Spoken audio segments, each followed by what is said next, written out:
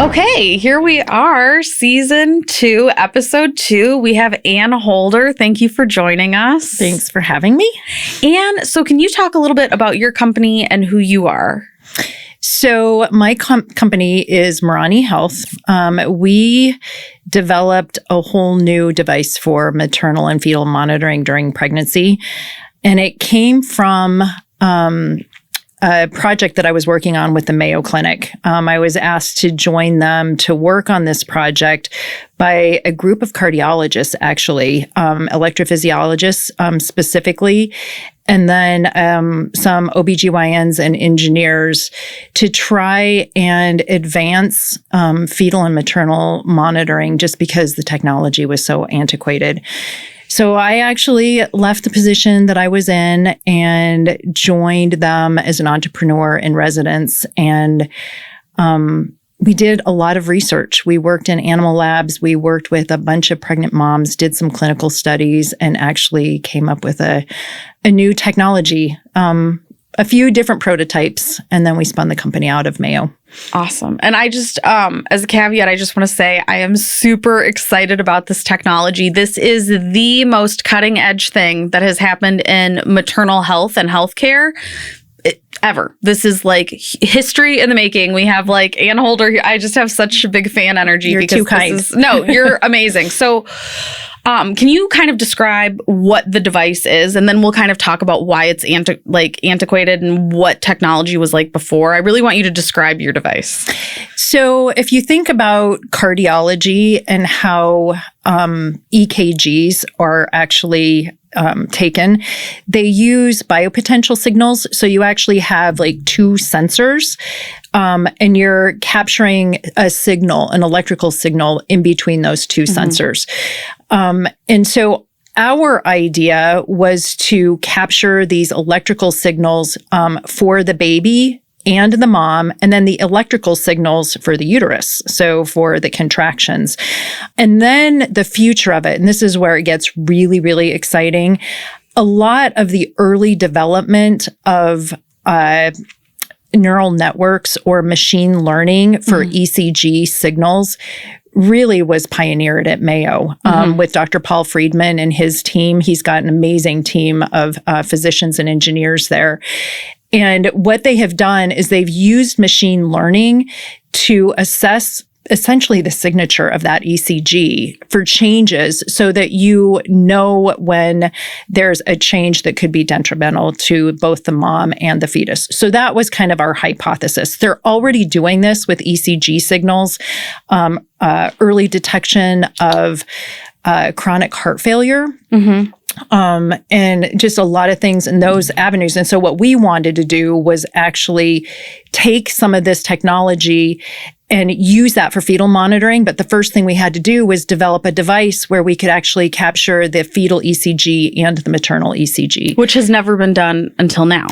Yeah, well, there's a couple devices that actually use ECG signals that are cleared for hospital use, and a couple of them have been cleared for home use. But we truly believe with the technology that we have and the patents that we're going to be able to get really good, consistent, clear ECG signals so that we can use machine learning. Yes. That's amazing. And I think what I was trying to say is that it's all in one, because typically you can measure all those things, but you need multiple devices, in my experience with like labor and delivery. So even if it was developed, it doesn't seem like that has been something that's been accessible to like the average person in their experience. Yeah. Right. Exactly. Awesome. Yeah. That's just so exciting. So when we talk about what research that you did, can you throw out I know that you know like a lot of the shocking stats, but can we just throw out to viewers some of the stats about maternal health care in our country, maternal health care in general, research dollars, all of those things that you know? You know, it's really interesting, and it's actually really depressing. Yeah. When I first was asked to do this, I actually did my own research to understand how, what the issue was. Was there a market? Would this be a viable company? If I put my heart and soul into this. And my background is more in cardiology and chronic disease management. I did a little bit of work in diabetes. I was actually really embarrassed to find out how awful it was. As somebody who's worked in medical technology and has actually had 4 kids, that there's been little investment in new technology for maternal monitoring. But in women's health in general, if it's a systemic problem. But what I found was there's just, it was highlighted by so many organizations like the March of Dimes and the CDC. Rural hospitals are closing OBGYN services across the country at a staggering rate. Hospitals can't afford to keep them going. They can't afford to keep them staffed, and they're not delivering enough babies. So you have these maternity deserts that are popping up all over the place. It's in the news all the time about OB services that are getting closed across the country. And interestingly enough, it's happening in rural areas, but even in the metropolitan areas, hospitals are closing those services. So you look at what women have to do, and the access to care is just going down significantly, while our maternal and fetal outcomes continue to go down. To get worse, Yeah.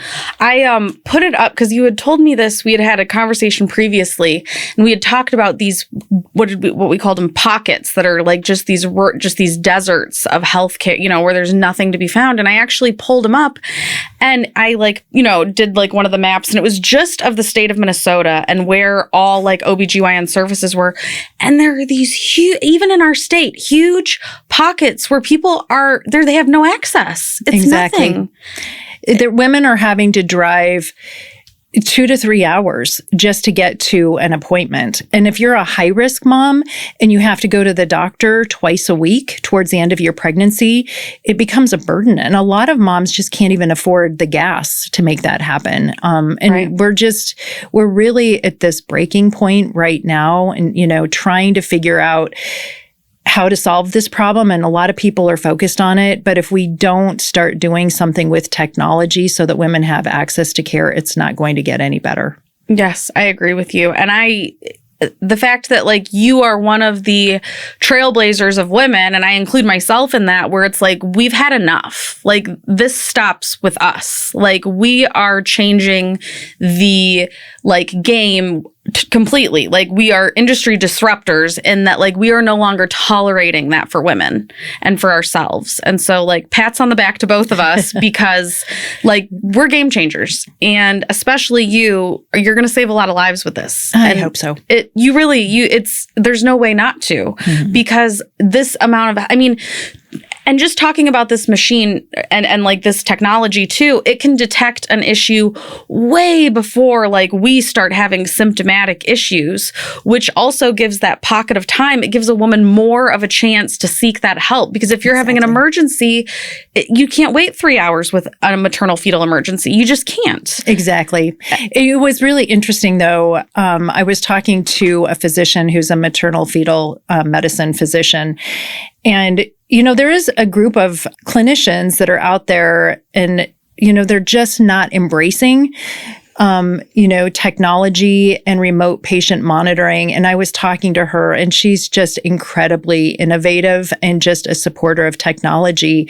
And I was bringing this up to her, and I was like, well, what do you say to these clinicians that aren't embracing the technology? And she's like, we have to move forward. We cannot stick our hands or our heads in the sand any longer. We've got to move forward. So I think there's hope.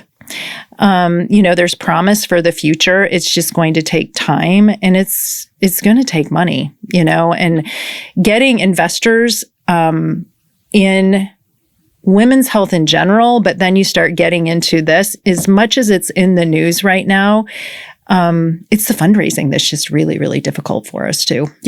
Yeah. I wanted to point out that historically we know It took 100 years before the average person was comfortable with the idea of the printing press. It took 100 years for us to come around to, okay, maybe the printing press is okay, because people were up in arms. You're going to be able to print everything. Then everybody will be reading. Then everyone will have access to this. And how much more have we grown because of that? But there was just, and that seems so crazy to us now, the printing press. People had, and it was mostly people in positions of power that were worried that they would lose their power because of the printing press. Very good point. And I think that kind of aligns with what's happening here. So anytime you feel that creeping up of like fear mongering about AI and fear mongering about new technology and medicine, I want you to think about, how do you feel about the printing press? Right? Very good point. Yeah. Yes. Yeah. Yeah.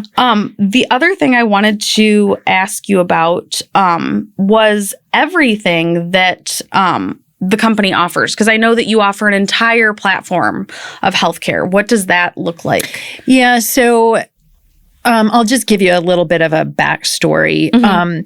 So when I embarked on this journey, I knew that this device was really important. And I was thinking this device would be really useful in labor and delivery so that a mom and the physicians would have better knowledge, have more information, so they really would understand a little bit more about the baby and when the baby is truly in distress.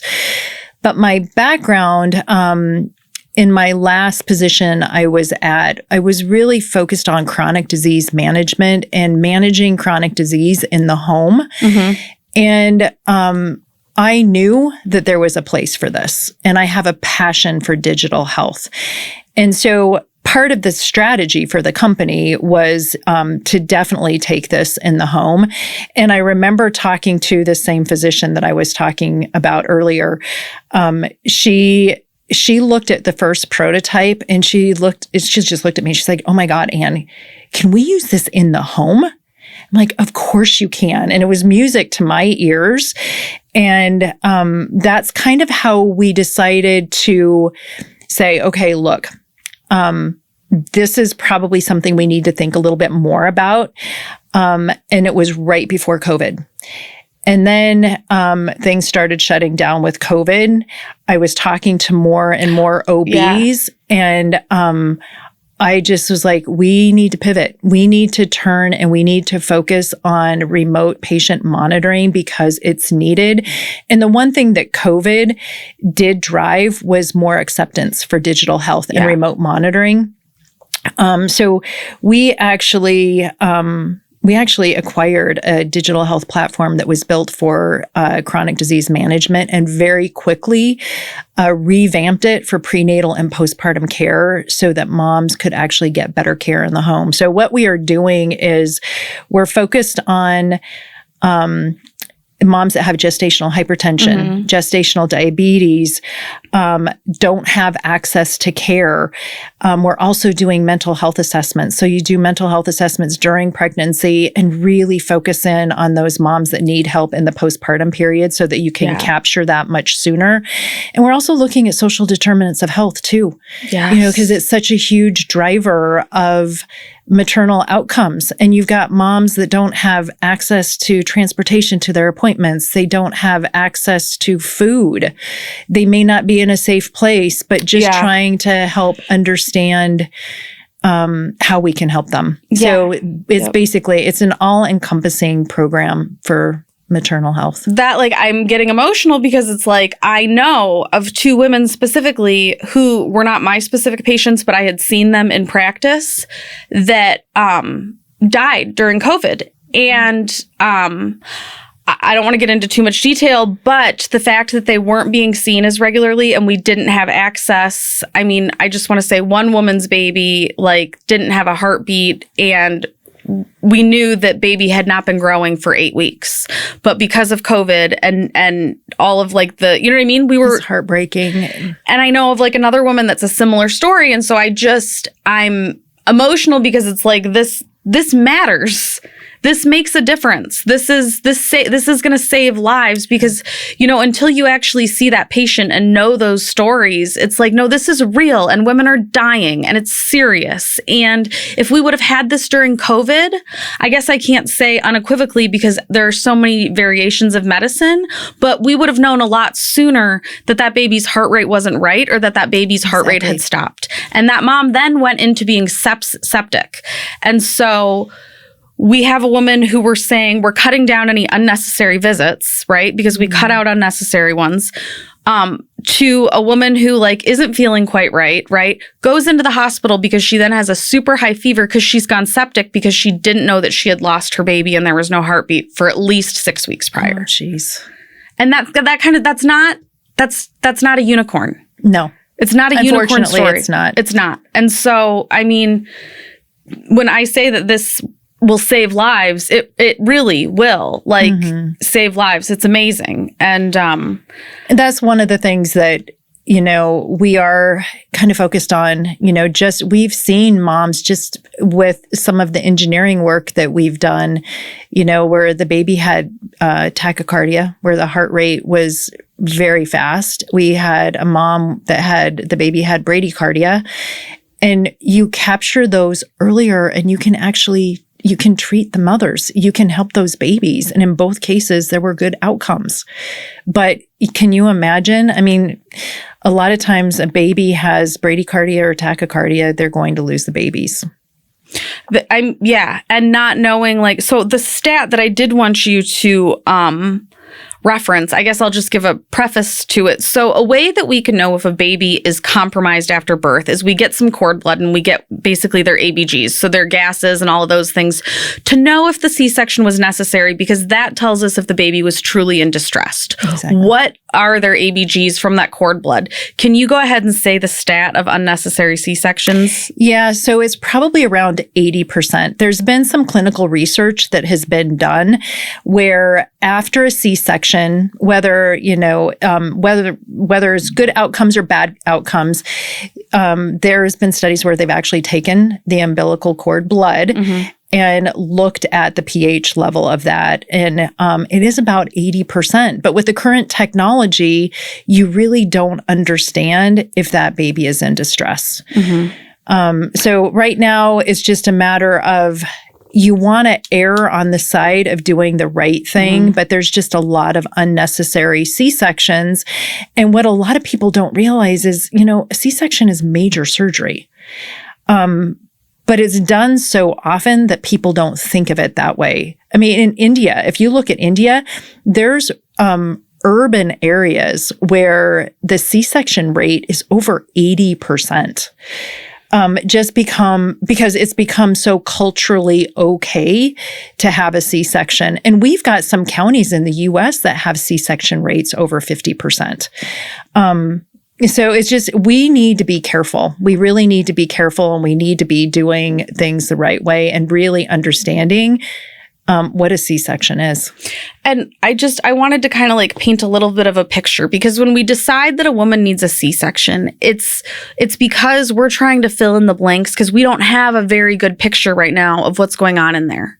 And what this machine does is it paints that picture. It fills in those blanks on the canvas, because right now at a hospital, typically the way we decide if a woman's going to get a C-section is we just go through practice protocols, and it's just based on that tachycardia and bradycardia and fetal heart tones. That's all. And so has it been like this for an hour? Okay, it's been looking crappy for an hour. Okay, has it been looking even more crappy for another half hour? She's back there. We're cutting that baby out, because we don't have the answers about what's really going on in there. So we know, we don't know why, but we know after 41 weeks, a baby there's maybe a 1 to 5% higher risk of stillbirth if a woman has been pregnant for longer than 40 weeks.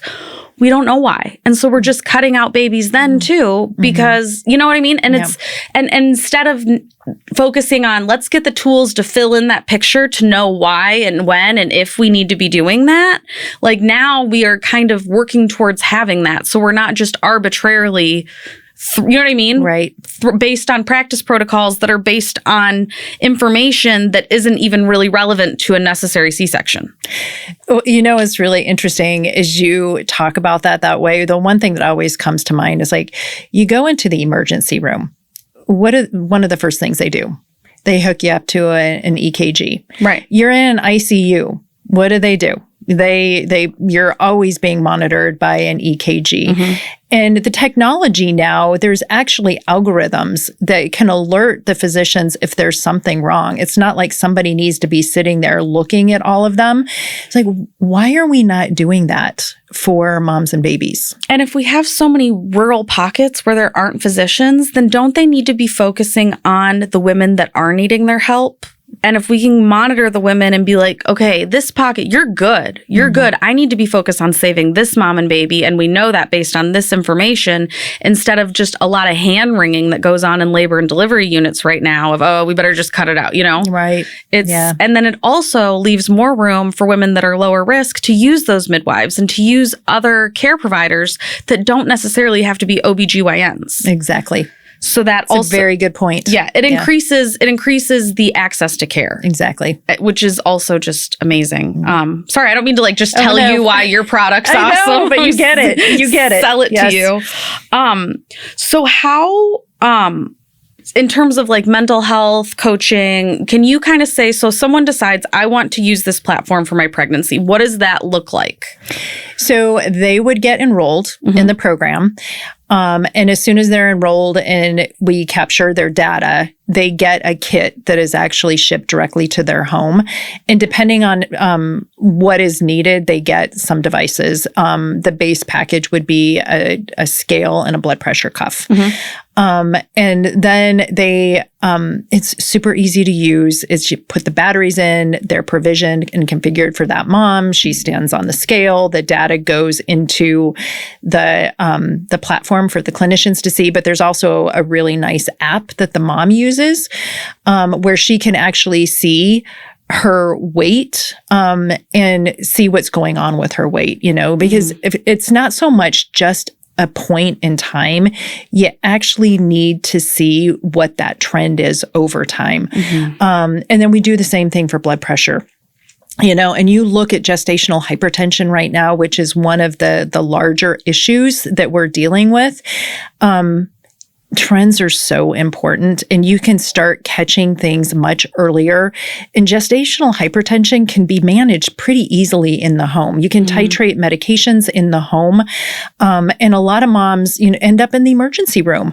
They get horrible headaches. They can't see. They don't know what's going on. And they go into the emergency room. It's after hours, and they usually get admitted as they're trying to get the medications right. And if you catch it earlier, it can be managed a little bit better at home. So it's all about getting the devices. If it's a low risk mom, there's a protocol that's basically built in that can be changed by the physician to where the mom actually gets monitored over time. If it's a high risk mom, there's going to be a different protocol, and it can still be customized.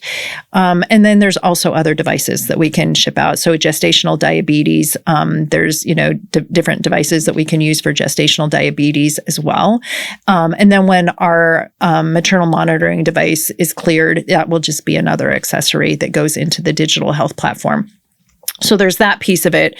But then there's also the mental health piece that I personally am very passionate about. I had 3 pregnancies, no problems at all, very little weight gain. I shouldn't say 25 pounds, which was pretty within average. Normal limits. Yeah, normal limits. I was a lot more active for those pregnancies. But my 4th pregnancy, I gained a lot of weight. I wasn't paying attention to what I was doing. And with my other kids, I was like, I can't tell you how many times I went to Cold Stone because I was addicted to chocolate banana malts from Cold Stone. They're good though. And so the weight just kept going up. And I actually experienced postpartum depression pretty significantly to the point where I couldn't go right back to work. But this is kind of back in the day where you got 6 weeks of maternity leave. And I got an extra couple weeks, but I walked in for my 6-week appointment because nobody's paying attention to what's going on. And I loved my physician. She was amazing. And I remember her walking into the clinic room, and she was all excited to see me. And I looked at her and just started bawling. And she's like, what is going on? I'm like, I don't know what's going on. And she's like, we need to fix this right now. But it took me some time. It really took time. And so I feel so passionate about it. Now, I didn't have postpartum depression like some moms experience, but it was very real for me. And the fact that out of every 5 women get it, and we're not paying attention to it, is just, we are paying attention to it, but is somebody seeing the data? Is somebody paying attention to it and taking care of that mom? Because it's 2 weeks after the baby's born where you'll really start to see a spike in the depression. So there's that piece of it. And then also the social determinants of health that I have already talked to. So that's kind of, those assessments are done throughout the pregnancy. And then we pay close attention to mental health and then even social determinants of health, because a mom's life changes significantly after that baby's born. Whether she has kids already or if it's the firstborn, your life changes and you may need different help after the baby's born. Yeah, and different women require different levels of support. Exactly. And I think it's so interesting because we come to it, you and I, from like different sides of the spectrum, but I love how we meet in the middle, because also another benefit of this is that instead of being like, lay down, let me like make sure it's good, get your blood pressure, it's like it leaves time, because the medicine's being monitored, it leaves time to nurture the mother. Right. And like not be about like, what's your baby doing in there? What's your blood pressure? But like, how are you? How are you doing? What do you need right now? Exactly. Which is also, I feel like, a piece we've been missing in this is like, and I love like the awareness of like the scale and the weight and the blood pressure, because even if there's nothing wrong, that moment of pause where you're understanding what's going on with your own body is almost a moment of mindfulness that helps like mom be more aware too of not just having someone like pop on a scale for a visit, they write it down. No, like they are so in tune with their own numbers and analytics and what's going on. Well, and I think, you know, the younger generation, younger than me, I should say, there's so much more in tune to data and biometric data. And I think people are embracing that a little bit more. I will tell you a little story about my weight gain due to my chocolate banana malts from Cold Stone. Yes. I don't even know how many calories are in them, but they're so good. 1,700. Thank you. I didn't need to hear that. Anyway, so my weight was going up. And I remember walking into one of my appointments, and I was living in Palo Alto, California, and the nurse came in and she's like, your weight's going up. And she was, you're putting on too much weight.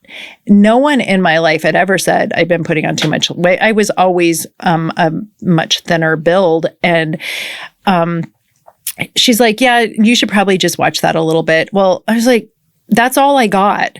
Well, I gained 70 pounds with that baby due to my malts. But I wasn't paying attention. I was in a job where unless I was traveling, I was sitting at my desk.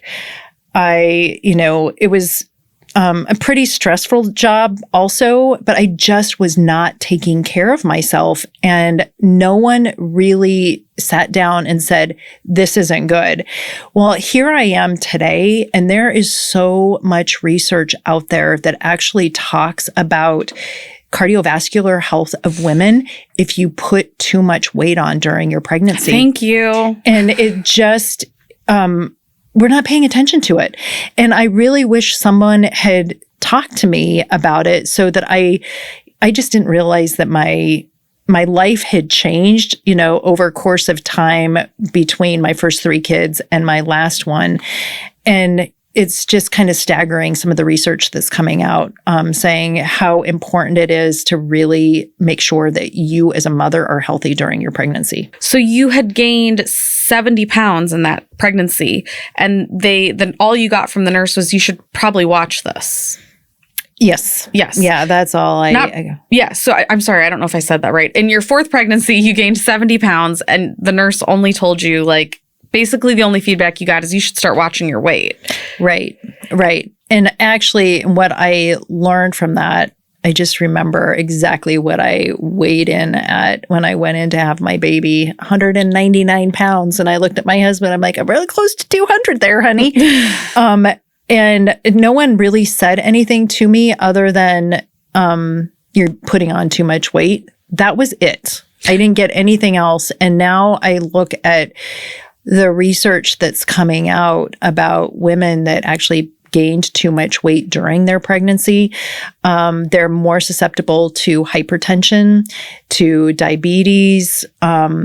There's all kinds of issues that are rising because of it. And it's really hard to lose the weight too. And to take it even like a step further, these women are also at much higher risks of embolisms and having strokes and dying while they're still pregnant. I mean, this is a big deal. I mean, preeclamptic seizures, they happen like it's nothing. And the added weight, which typically tends to a lot of times be a lot, if it's dangerous, a lot of water weight, which you don't want that hanging on all your organs. Right. So all of those things. I also wanted to ask you, what do you think that pregnancy and that experience and your body going into your postpartum, my perception is in a much rougher condition. How do you think that affected your mood, your health, your mental health, and also how did it affect your connection with your baby? You know, it's really interesting. My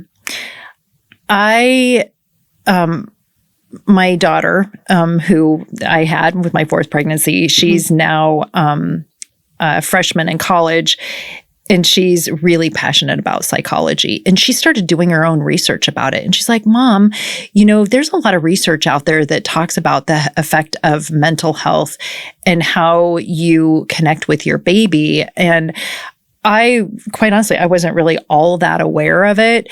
I do think that they caught my postpartum depression soon enough that I was actually in pretty good shape within a few weeks after that. But there's a lot of moms that aren't. And it's different, and it can take 6 months. It can take a year. And I really wasn't all that aware of it at all. But my health, I'm sure, affected my mental health after I had the baby and the weight that I gained, and probably just being so sedentary. Mm-hmm. And I compare that to my first 3 pregnancies where I was in jobs where I was up moving around all the time, and I was very active, and I had 3 kids that were really close together. And then I was in more of a higher level management position when I had my fourth, and it's a lot more. I was on airplanes all the time, and I was sitting at a desk, mm-hmm. And that was kind of my career at that point. So how much of a difference do you think it would have made for you to have like your healthcare provider, or not even just like someone who was supporting you in that pregnancy in any way that was, I guess, health related, come alongside you and say, okay, we're eating a lot of shakes at Cold Stone that are banana ones.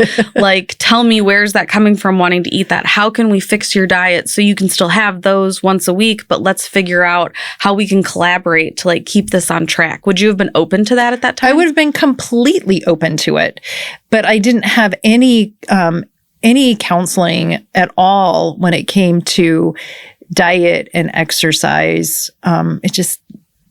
It didn't happen. Mm-hmm. There was nothing there. How can people learn more about you, and where can they go online to read about? How can they sign up with your platform? Where are we at on that for people who are just like, yes, this sounds good. Like, I want to jump in. Yeah. So the website has a lot of information mm-hmm. in it. And we actually have had physicians that have found us through social media and have contacted us through the website. So that's probably the best way.